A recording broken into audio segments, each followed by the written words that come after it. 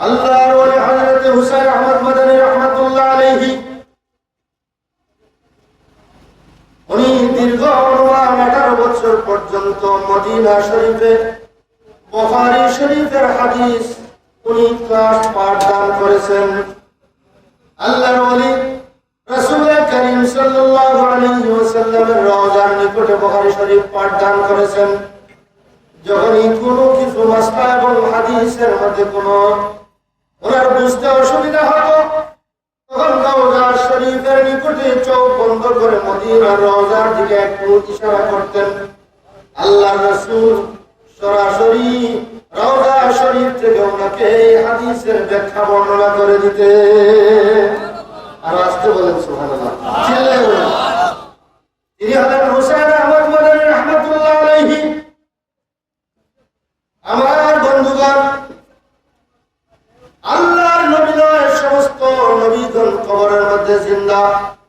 আল আম্বিয়া হাইয়ুন ফিল কবর, সমস্ত নবীগণ কবরের মধ্যে জীবিত। এই জন্য আল্লাহর রাসূল কবরের মধ্যে জীবিত।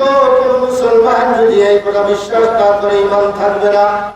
এই যে দীর্ঘ অসংখ্য গণিত বছর থেকে যিনি বুখারী শরীফ পড়াচ্ছেন, আমার ডান পাশে বসা।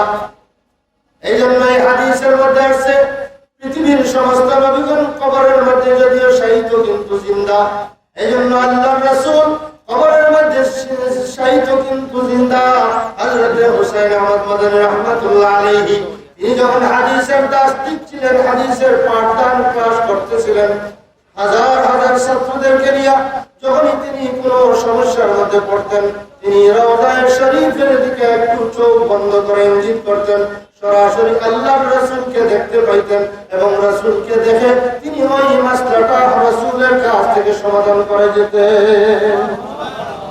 আমার বন্ধুগণ, বুখারী শরীফের ব্যাপারে আছে রাসূল করিম সাল্লাল্লাহু আলাইহি ওয়াসাল্লাম ইমাম বুখারী রাহমাতুল্লাহ আলাইহি যে বুখারী শরীফ এই যে আল্লাহর ওলি যিনি পড়ান, এই মাদ্রাসায় পড়ানো হয়, হযরত শেখ বাদর রাহমাতুল্লাহ আলাইহি প্রতিষ্ঠানে যে বুখারী শরীফ পড়া হয়, সেই বুখারী শরীফটা কিভাবে লেখা হয়েছে তার সামান্যতম একটু ইতিহাস আপনাদের সামনে তুলে ধরে। রাসূল করিম সাল্লাল্লাহু আলাইহি ওয়াসাল্লাম ইমাম বুখারী রাহমাতুল্লাহ আলাইহি আল্লাহর নবীকে পান নাই। হযরত ইমাম আবু হানিফা রাহমাতুল্লাহ আলাইহি যদিও তাবে, এর পরবর্তী যুগের লোক হলেন হযরত ইমাম বুখারী। এইজন্য আল্লাহর রাসূলকে হিনে হায়াতের মধ্যে ইমাম বুখারী রাহমাতুল্লাহ আলাইহি পান নাই। কিন্তু তার বুখারী শরীফ যখন তিনি কিতাবের মধ্যে লিখতে যাবেন, তখন অসংখ্য অগণিত হাদিস তিনি বিভিন্ন এলাকা থেকে সংগ্রহ করলেন। তখন তার কিতাবে লেখার আগে তিনি এমন একটা আমল করতেন, এই হাদিসটা সঠিক রাসূলের মুখের বাণী নাকি যার কাছ থেকে সংগ্রহ করলাম এই লোক বেজাল হাদিস আমাকে বলে দিল। আর যদি বেজাল হাদিস বলে দে আর বেজাল হাদিস হয়ে যায় আর আমার বুখারীতে লিখি, তাহলে এটা একটা বেজাল হাদিস কিয়ামত পর্যন্ত বুখারী শরীফের মধ্যে লেখা হয়ে যাবে। মানুষ এই বেজাল হাদিস পড়ে ঈমান নষ্ট হবে। এইজন্য বেজাল নাকি রাসূল করিম সাল্লাল্লাহু আলাইহি ওয়াসাল্লামের বর্ণিত অরিজিনাল সহিহ এবং বিশুদ্ধ এবং সঠিক কিনা এটা যাচাই করার জন্য হযরত ইমাম বুখারী রাহমাতুল্লাহ আলাইহি তিনি প্রথমে গোসল করতেন এই হাদিসটা লেখার আগে ইস্তেখারার মতো। এরপরে গোসল করার পরে 2 রাকাত নামাজ পড়তেন। 2 রাকাত নামাজ পড়ে তিনি রাত্রিবেলা ঘুমিয়ে যেতেন ইস্তেখারার মতো করে। তখন তিনি ওই ঘুমের মধ্যে যদি দেখতেন আল্লাহর রাসূলকে খুশি অবস্থায়, তখন যে হাদিস কিতাবের মধ্যে লেখা আছে ইস্তেখারা শুরু এই আমলগুলো করে ঘুমাইছেন, তিনি ডাইরেক্ট সরাসরি রাসূল করিম সাল্লাল্লাহু আলাইহি ওয়াসাল্লামকে ওই স্বপ্নের মধ্যে দেখতেন। যদি দেখতেন নবী করিম সাল্লাল্লাহু আলাইহি ওয়াসাল্লাম তার দিকে চেয়ে হাসি এবং খুশি, তখন তিনি বুঝতে পারতেন এই হাদিসটা নবীজির লেখা বা নবীজির বর্ণনা সঠিক, যেটা আমার বুখারীতে লিখবো এটা কোনো বেজাল হাদিস নয়। তখন তিনি তার কিতাবের মধ্যে এই হাদিসটা লিখতেন। আবার যে হাদিসটা লিখবেন, দ্বিতীয় হাদিসটা মনে করেন লেখার জন্য আবার এই তেমনি ভাবে ইস্তেখারা করতেন। প্রথমে গোসল করতেন, পরে ওযু করতেন, 2 রাকাত নামাজ পড়তেন, এরপরে ইস্তেখারার মতো করে রাত্রিবেলা ঘুমিয়ে যেতেন। এই হাদিসটা পরের দিন তার কিতাবে লিখবেন কি লিখবেন না, নবীজির সহিহ হাদিস না বেজাল হাদিস এটা যাচাই বাছাই করার জন্য। তখন আল্লাহর নবীকে যখন দেখতেন বেজাল অবস্থা তখন তিনি বুঝতে পারতেন এই হাদিসটা সরাসরি নবীজির নয়, বরং নবীজির নাম দিয়ে মার্কেটের মধ্যে এটা ভেজাল ছড়াইয়া দিচ্ছে। তখন তিনি তার বুখারী শরীফ কিতাবের মধ্যে এই হাদিসটা তিনি লিখতেন না।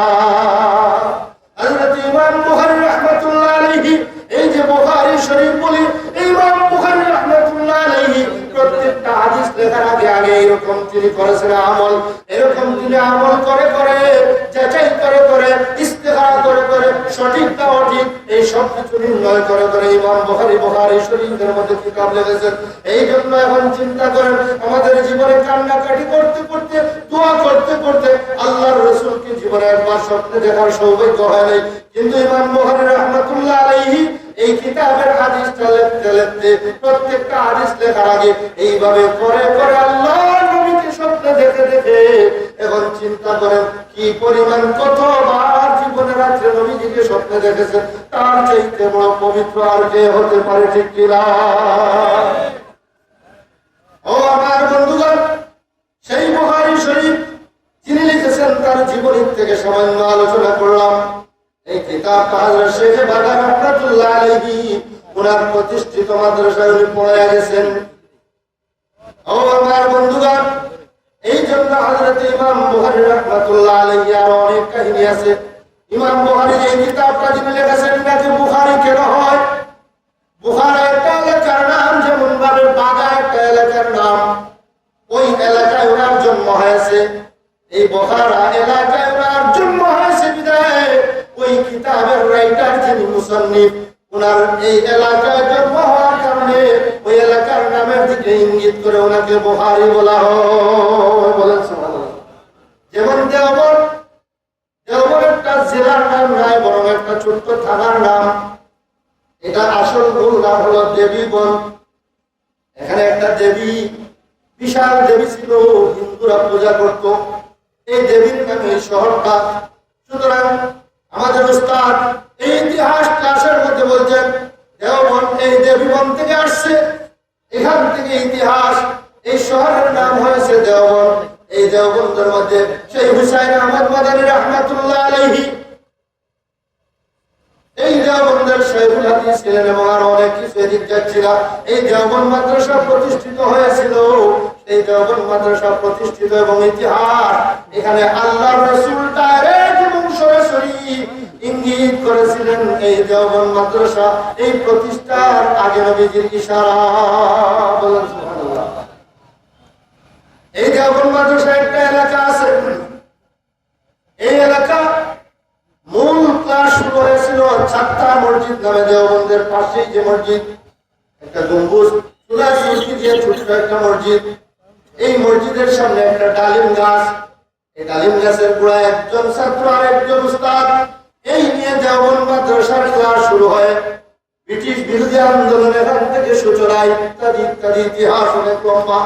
সুতরাং ওই দেওবন্দ মাদ্রাসার মধ্যে একজন উস্তাদ একজন ছাত্র ডালিম গাছের গোড়ায় চারটা মসজিদ নামক এই মসজিদের সামনে বারান্দায় ক্লাস শুরু হয়ে গেল। পরবর্তীতে এই লম্বা ইতিহাস সংক্ষিপ্ত করতেছি।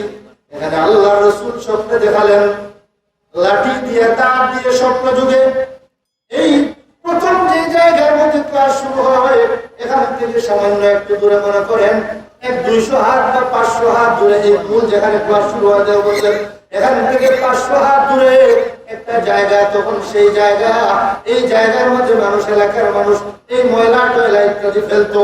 এই মূল যেখানে ক্লাস শুরু হয় ওখান থেকে অনুমান 500 থেকে 800 হাত দূরে একটা জায়গা আল্লাহর রাসূল স্বপ্ন যুগে দেখালেন লাঠি দিয়ে, দাঁত দিয়ে এই জায়গার মধ্যে তুমি মাদ্রাসা করো। ঘুম থেকে উঠে যিনি স্বপ্নে দেখলেন, এই স্বপ্নে লাঠি দিয়ে দাঁত দেওয়া, এটা স্বপ্নের কথা, বাস্তবে সঠিক হবে কিনা ঘুম থেকে ওঠা যে জায়গাটা দেখাই দিলেন নবীজি, দাঁত দিয়ে লাঠি দিয়ে দেখাচ্ছেন এই জায়গায় মাদ্রাসা প্রতিষ্ঠিত করার জন্য। সেই জায়গা ঘুম থেকে উঠে তিনি যাচাই বাছাই করার জন্য ওই জায়গায় গেলেন। ওই ছাত্তা মসজিদ থেকে একটু দূরে যেখানে দেখালেন নবীজি স্বপ্নে, ইয়া দেখেন স্বপ্নে যুগে আল্লাহর নবী যেইভাবে লাঠি দিয়ে দাঁত দিয়ে দেখাছিলেন স্বপ্নে স্বপ্নে, বাস্তবে নয় স্বপ্নে, ঠিক বাস্তবে এই জায়গার মধ্যে লাঠির দাঁত এবং মাটির মধ্যে একজন মানুষ সরাসরি লাঠি দিয়ে দাঁত দিলে খোদাই করে যেমন ভাবে একটা দাঁত হয়ে যায়, তেমনি ভাবে এই জায়গার মধ্যে স্বপ্নের বাস্তবতা দাঁত হয়ে গেল। দেওবন্দের ইতিহাস, বশির আহমদ রহমতুল্লাহ আলাইহি অলিকুল শিরোমণি ওনাদের ইতিহাস আসতেছে।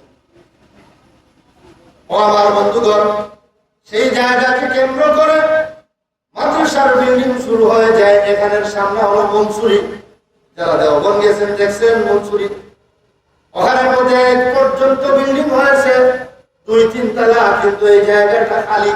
এই জায়গাটার এরিয়া হলো অনুমান আপনাদের কাছে বলি 5 থেকে 6 ডিসিমেল জায়গা। কয় ডিসিমেল? 5 থেকে 6 ডিসিমেল। ডিসিমেল বুঝেন তো? এতটুকু জায়গা। এই জায়গাটা এখন পর্যন্ত খালি, চতুর্দিকে পিলার দিয়ে 2 তলা 3 তলা বিল্ডিং, নিচতলা খালি।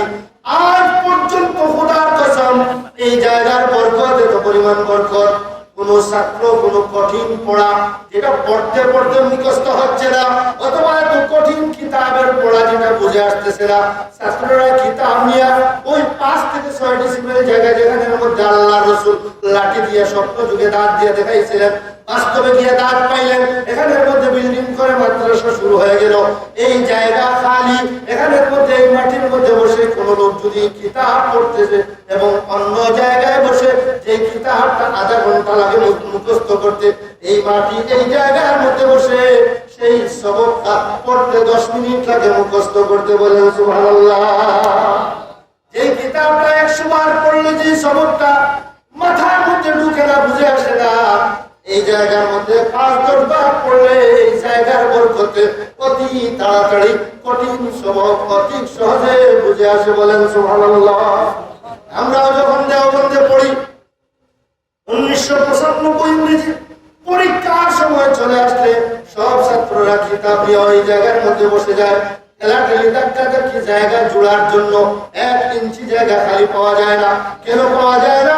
পরীক্ষার সময় আসলে সব ছাত্র ওখানে গিয়ে পড়ার জন্য ব্যস্ত হয়ে যায়। কারণ এই জায়গার বরকতি আলাদা, এই জায়গার রহমতি আলাদা, এই জায়গার পাওয়ারই আলাদা। সুতরাং আমরাও যে সময় কোনো কঠিন সময় বুঝে আসতেছে না, রুমের মধ্যে বসে পড়লে, ক্লাসে বসে পড়লে, তখন ওখানে গিয়ে কিতাব মেলা বসতো। রাত্রে 2টা নয়, 3টা নয়, 4টা নয়, 5টা নয়, 24টা ঘন্টা এই জায়গার মধ্যে এমন এক পদ্ধতি, ছাত্রই ছাত্র কিতাব নিয়ে ভর্তি, এই জায়গার মধ্যে বসে পড়ার জন্য সিরিয়াল। বলেন সুবহানাল্লাহ। ও আমার বন্ধুগণ, খালি দেওবন্দি দেওবন্দি বলি, দেওবন্দ কি জিনিস চিনলাম না। আমার বন্ধুগণ, দেওবন্দের ওখানের মধ্যে একটা কুয়া, স্বপ্ন যুগে এই কুয়ার ইতিহাস পরে বলতেছি। আল্লাহর রাসূল এই কুয়ার কথা স্বপ্ন যুগে দেখালেন। আল্লাহ রাব্বুল আলামিন এই আমাদের এশিয়া মহাদেশের মধ্যে, এই হিন্দু রাষ্ট্রের মধ্যে এই ধরনের একটা নূরের বাগান, নূরের বাগান, ইলমের বাগান, হাদিসের বাগান। এই জন্য এই যত কওমি মাদ্রাসা দেওবন্দি সিলসিলা, ওই দেওবন্দের শাখার শাখা, ডালের ডাল, এর একটা অংশ হলো এই শেখে বাগা রহমাতুল্লাহ আলাইহি প্রতিষ্ঠিত বাগা মাদ্রাসা। ঠিক কিনা?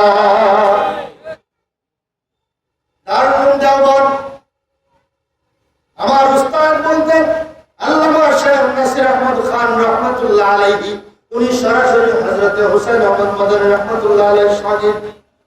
বুখারী আউয়াল পড়েছি, হযরত শেখ আব্দুল কাযিম রহমাতুল্লাহ আলাইহি বুখারী সানি পড়েছি, মুফতি সাইদ আহমদ পালনপুর রহমাতুল্লাহ আলাইহি উনার কাছে তিরমিজি আউয়াল, এরা সবাই দুনিয়া ছেড়ে চলে গেছেন।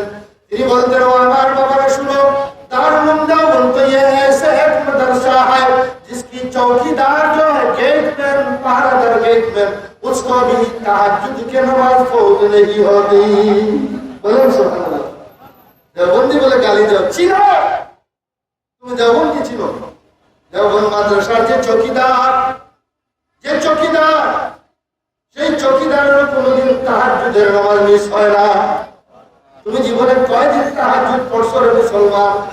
দেওবন্দি বলে ইত্যাদি ইত্যাদি সমালোচনা করো। আগে তার মতো তুমি হয়ে যাও, ঠিক কিনা? আগে তার মতো হও। দেওবন্দের শাইখুল হাদিস, দেওবন্দের উস্তাদ, দেওবন্দের মুহাদ্দিস ওনারা কি অবস্থা, ওনাদের আমলের দিকে তাকালে বাস্তবেই মদিনার আমলের মতো ওনাদের আমল। হযরত হুসাইন আহমদ মাদানী রাহমাতুল্লাহ আলাইহি খেদমতে খালক শুধু উপমহাদেশের শ্রেষ্ঠতম ইলমের সাগর ছিলেন না, উনি মানুষের সেবায় কতটুকু নিয়োজিত ওনার জীবনী থেকে সেই হুসাইন আহমদ মাদানী রাহমাতুল্লাহ আলাইহি নবীজির বংশধর সেই হুসাইন আহমদ মাদানী, আমারও বলছি সেই মাদানী রাহমাতুল্লাহ আলাইহি খেদমতে খালকের একটা অংশ। হায় রে আল্লাহ, আলহামদুলিল্লাহ বলেন আলহামদুলিল্লাহ। কারেন্ট আইছে জি জি কারেন্ট আসার দোয়া কি বলেন? আলহামদুলিল্লাহ। আলহামদুলিল্লাহ। আর কারেন্ট চলে যাওয়ার দোয়া কি? আলহামদুলিল্লাহ। আমরা কই কিতামারানির দোয়া কারেন্ট যাওয়ার দোয়া, ঠিক নাই? আর কারেন্ট আইলো আইছে কারেন্ট আওয়ার দোয়া নেই। আরে মুসলমান কিছুই শিখতে হবে। আল্লাহ আমাদেরকে শিক্ষার তৌফিক দান করেন, বলেন আমিন।